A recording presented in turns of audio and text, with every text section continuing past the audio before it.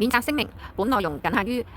教育與技術分析分享目的。本人徐媽透過直播、影片、文字或任何形式所分享的所有市場分析、圖表技術、交易案例及個人操作，僅為教學示範與知識分享，旨在演示特定的分析方法與交易邏輯。所有內容均不構成任何形式的投資建議、邀約、招攬或對任何特定金融產品買賣的意見。所有衍生工具屬複雜的金融產品，並涉及高槓桿，交易存在極高風險，可能導致你損失全部投入的資金，甚至產生超過初始本金的損失。在進行任何交易前，你應確保完全理解相關產品的性質與風險，並根據自身的財務狀況、投資目標及風險承受能力作出獨立判斷。